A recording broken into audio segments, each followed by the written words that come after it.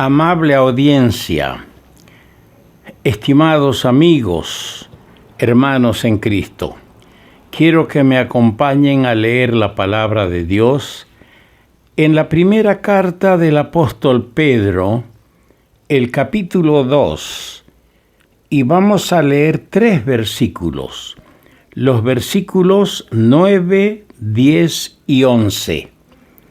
Dice así las Sagradas Escrituras: Mas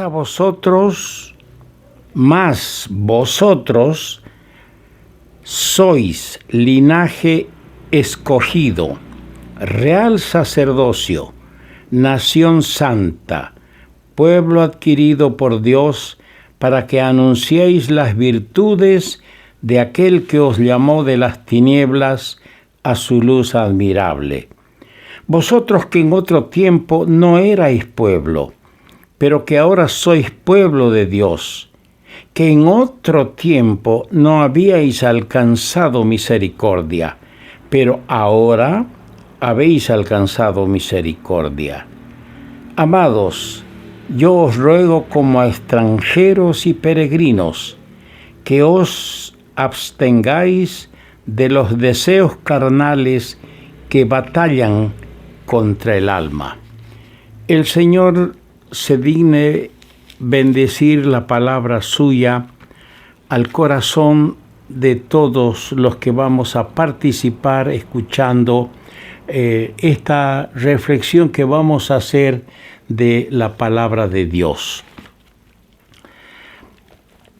El apóstol Pablo, en su carta a la iglesia en Roma, en la carta a los Romanos, en el capítulo 12, versículo 2, les dice: No os conforméis a este siglo, sino transformaos por medio de la renovación de vuestro entendimiento, para que comprobéis cuál sea la buena voluntad de Dios, agradable y perfecta.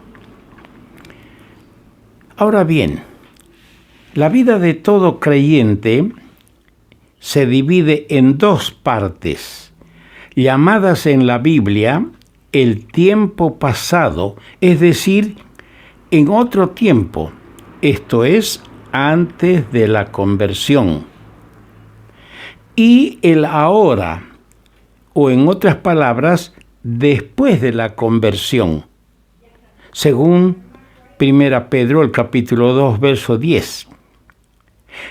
Antes vivió el creyente en las tinieblas, no era de Dios y no había alcanzado misericordia. Ahora vive en la luz, es hijo de Dios y ha alcanzado la misericordia divina con todos sus beneficios.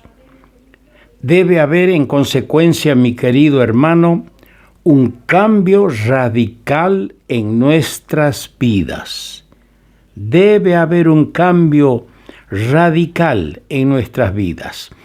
Vamos a considerar 3 pensamientos en función a lo que hemos leído en 1 Pedro, capítulo 2, versos 9 al 11. Esto en relación al creyente. Vamos a ver su posición. En primer lugar, su posición definida en 1 Pedro capítulo 2, versículo 9.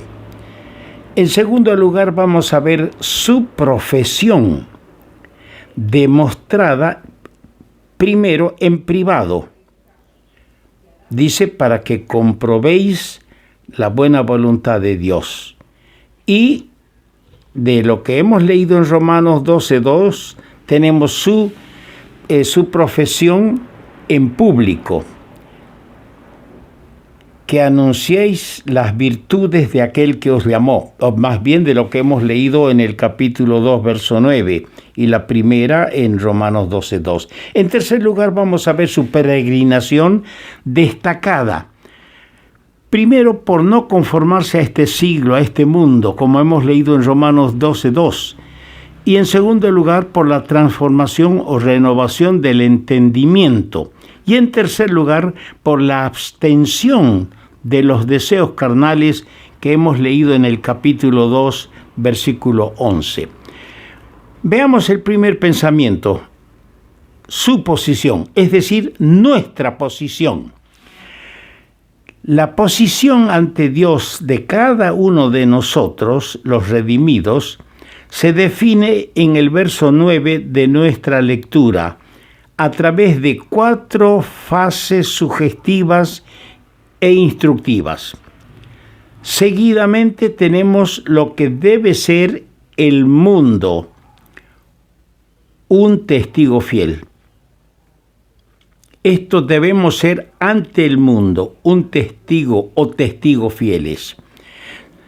También, como niño recién nacido, dice en el capítulo 2, verso 2, que no lo hemos leído, como niño recién nacido debemos desear la leche espiritual necesaria para nuestro crecimiento y desarrollo.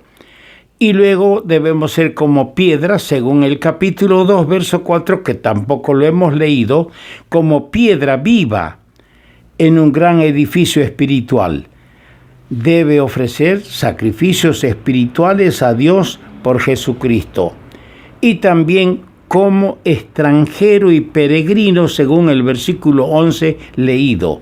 Debe dejar a un lado los deseos carnales de cualquier naturaleza, deseos carnales que batallan contra el alma. Observamos que el testimonio diario y efectivo abarca al creyente en relación con sí mismo, con Dios y con el prójimo. En el orden indicado, como hemos venido apuntando, la gracia de Dios enseña y exige una vida templada, justa y pía, según se lee en la carta del apóstol Pablo a Tito en el capítulo 2, versículo 12. La templanza regula la vida personal, pública y privada. La justicia regula las relaciones con el prójimo en todas las esferas de la vida. Y la piedad regula el andar ante Dios, que incluye el darle el primer lugar en la vida y la obediencia a sus preceptos y mandamientos. En segundo lugar tenemos su profesión. Todo creyente, todo cristiano debe demostrar la realidad de su profesión de fe en Cristo. Privadamente debe experimentar, debe probar, discernir la voluntad de Dios, que reúne 3 grandes características. ¿Cuáles son? Dice que la voluntad de Dios es buena. Esto debemos experimentarlo. Esto debemos probar, discernir en nuestra vida. La voluntad de Dios es buena en su esencia y en su efecto. Es siempre provechosa para terceros y también al creyente que vive de acuerdo a ellas. En segundo lugar, la voluntad de Dios es agradable, es decir, aceptable. No solo agrada a Dios que su voluntad sea cumplida, sino que agrada al que la cumple. Y en tercer lugar, es perfecta la voluntad de Dios, completa en todos los sentidos. Públicamente, el creyente debe anunciar, debe proclamar, debe hacer saber por medio de sus palabras y por su práctica diaria, debe hacer saber y anunciar las virtudes, las excelencias de aquel que le ha trasladado de las tinieblas a la luz. Y nuestro tercer pensamiento, su peregrinación en este mundo. Primero, hay el aspecto negativo. En segundo lugar, tenemos el aspecto positivo de esta peregrinación. Y en tercer lugar, tenemos el aspecto práctico. Veamos, hablando del aspecto negativo, ¿cuál es de este peregrino, de de ti, de mí, que somos peregrinos. ¿Cuál es el aspecto negativo de nuestra peregrinación? No conformarse a este siglo, a este mundo. Tu vida, mi vida, no debe ser semejante a la de uno que no conoce a Dios. Hermano mío, a veces vivimos como si no conociéramos a Dios, vivimos casi como los demás, nos amoldamos más al mundo y al vivir del impío que de los píos que siguen al Señor, de aquellos que peregrinan en este mundo. El creyente, nosotros estamos en el mundo, pero no somos del mundo. Así lo dijo el Señor más bien en su oración en el capítulo 17, versos 14 y 16 del Evangelio de Juan. Por otro lado, nosotros debemos buscar las cosas de arriba donde está Cristo sentado a la diestra de Dios. Así nos apunta y señala el apóstol Pablo en la carta a los Colosenses capítulo 3, versículo 1. Y por Filipenses capítulo 3 entendemos bien que nuestra vivienda está en los cielos. Nunca debemos olvidar esto, hermanos. Esta es la parte que estamos señalando, la parte negativa. El aspecto positivo, dice reformaos, transformaos. ¿Esto qué es? Es cambiar, transfigurar, reformaos o transformaos. Estas palabras son la traducción de la palabra griega metamorfo, de donde viene nuestra palabra castellana o español metamorfosis, que significa transformación de una cosa en otra. La renovación del entendimiento, que leemos en la palabra de Dios, la renovación del entendimiento implica el ajuste del pensamiento de nuestra mente a la mente divina. El apóstol Pablo, escribiendo a los Corintios en el capítulo 2 de su primera carta, llega a esto, a decir, nosotros tenemos la mente de Cristo. Hermano, hermana, queridos en Cristo, ¿encajamos nosotros en esa declaración del apóstol Pablo? ¿Tenemos la mente de Cristo? Oh, cuánta falta nos hace la renovación de nuestro entendimiento. Cuánta falta me hace ajustar mis pensamientos, mi mente a la mente divina. Esto, si lo hago, tendrá un poderoso efecto transformador en mi vida. Tendrá un efecto poderoso de transformación en tu vida, querido hermano. Y hablando del aspecto práctico, abstención de los deseos carnales. Esto es en lo práctico, abstención de los deseos carnales. Por otro lado, peregrino, somos llamados peregrinos. ¿Qué es un peregrino? Es uno que reside en un lugar extraño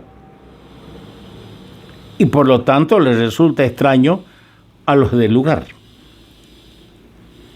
lejos de su propio país. Estamos en el mundo, pero no somos del mundo. Pero somos llamados extranjeros. ¿Qué es un extranjero? Es uno que no es natural del país donde vive. Ahora, las dos palabras juntas describen aptamente al creyente en sentido espiritual como uno que no pertenece a este mundo, aunque está en el mundo y aunque está de paso rumbo al cielo. ¡Ah, qué maravilloso! Ser un testigo fiel y ofrecer un testimonio digno no es cosa fácil, pero la Biblia, la palabra de Dios, reconoce esto. Pero, ¿qué pasa? Ofrece el poder necesario. Y lo ofrece en Filipenses capítulo 4, versículo 13, en estas palabras: todo lo puedo en Cristo que me fortalece. o que esto sea un estímulo de nuestro testimonio cotidiano mientras peregrinamos en este mundo a la patria celestial.